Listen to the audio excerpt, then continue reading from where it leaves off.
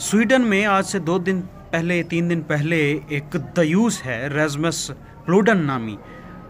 उसने कुरान मजीद फुरकान हमीद को जलाया है और फिर वहाँ पे एहतजाज शुरू हो गए हैं पूरे मुल्क में भी और पूरी दुनिया में भी। लेकिन अनफॉर्चुनेटली बदकिस्मती से मुझे ये कहना पड़ रहा है कि हम मुसलमान नहीं रहे, हम मुसलमान नहीं हैं।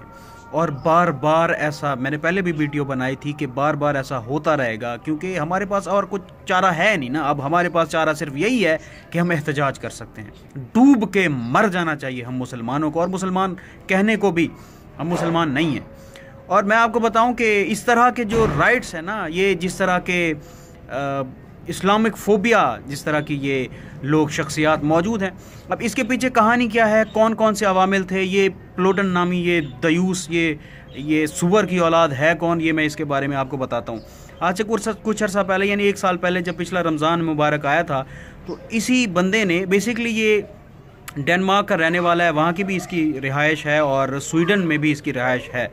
तो दोनों जगह पे यानी इसकी सिटीजनशिप इन दोनों मुल्कों की इसके पास है। अब ये बंदा क्या करता है जी, क्योंकि ये रेसिस्ट है, इस्लाम मुखालिफ है, तो इसने बार बार कोई बहुत रैलियों की भी तादाद इन्होंने निकाली और मुसलमानों के खिलाफ बहुत हर्जा सराई भी करता है।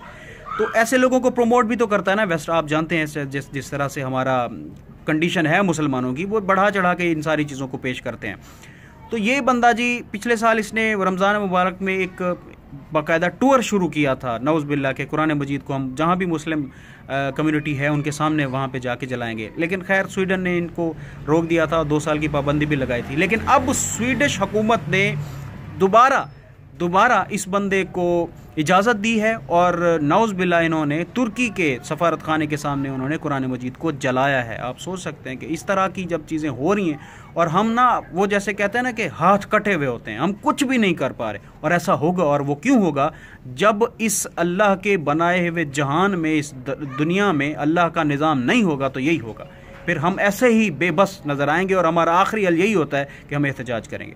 वही एहतजाज हम कर रहे हैं। अच्छा, होता क्या है जी, ये कुछ अर्सा पहले स्वीडन ने नेटो में शमूलियत अख्तियार करने के लिए, जब से रशिया ने यूक्रेन के साथ वो उनका जंग का मामला हुआ है, तो स्वीडन ने कहा था कि हमें भी नेटो में शमूलियत अख्तियार करनी है और मेंबरशिप चाहिए हमें।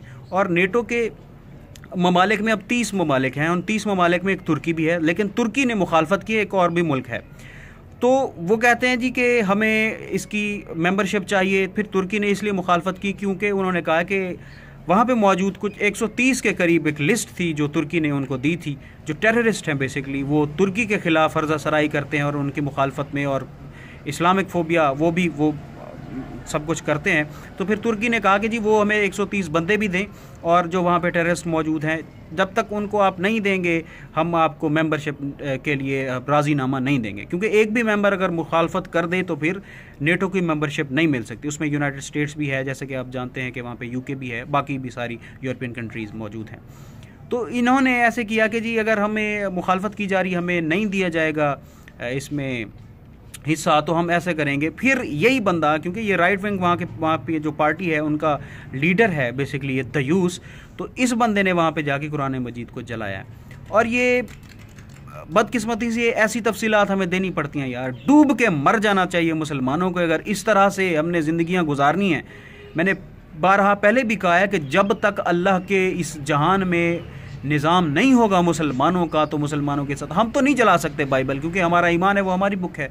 हम तो नहीं जला सकते तौरात, लेकिन हम इनको कैसे जवाब दे सकते हैं? ज़्यादा से ज़्यादा हम यही करते हैं कि हम वो सऊदी अरेबिया, जितने भी बड़े ममालिक हैं, ये इवन के हमारे Pakistan, so called atomic power, ये क्या करते हैं? कुछ भी नहीं कर सकते। तो क्योंकि ये भुखनंगे हैं, भीख मांगने वाले, इन्होंने क्या करने हैं? तो ये बदकिस्मती से बहुत दुख के साथ ये कहना पड़ता है कि हम कुछ भी नहीं कर पा रहे। और उसकी वजह यही है कि जब हम जिहाद नहीं करेंगे, हम ऐसे हाथ पे हाथ रख के बैठ जाएंगे जी हमारा मुल्क है 22-24 करोड़ का, एक पाकिस्तान, बांग्लादेश, जो भी इस्लामी ममालिक हैं अलग अलग होके बैठ गए। इस्लाम का कोई, इस्लाम यहाँ पे भेजा गया था इस्लाम नाफिज करने के लिए, इस्लाम का निज़ाम नाफिज करने के लिए। जब तक हमारा निज़ाम ही नहीं होगा पूरी दुनिया में, हम यही करेंगे। वो दुनिया भर हमें बस हमारी जितनी भी इस्लामिक फोबिया में आप देख लें, नौज़ बिल्ला, बार बार आप सल्लम की बेहुरमती की जाती है। हम क्या कर रहे होते हैं? बस हम स्ट्राइक्स कर रहे होते हैं और प्रोटेस्ट कर रहे होते हैं। इससे ज़्यादा हम कुछ नहीं कर सकते। ये लम्हा फ़िक्र ये, और मुझे लगता है कि हम तबाह बर्बाद हो जाएंगे जब ये ऐसी चीज़ें होती रहेंगी। और हम वहाँ पे इस्लाम के नुमाइंदा हम हैं ना, इस अमन के, हम कहते हैं जी अमन का हमारा इस्लाम है, अमन पसंद है, अमन पसंद यही है, यानी आपके के ख़िलाफ़ कुछ भी करते रहें, आपको तबाह बर्बाद कर दें, हम ज़्यादा से ज़्यादा वो प्रोटेस्ट कर सकते हैं। बस डूब के मर जाओ मुसलमानों, डूब के मर जाओ।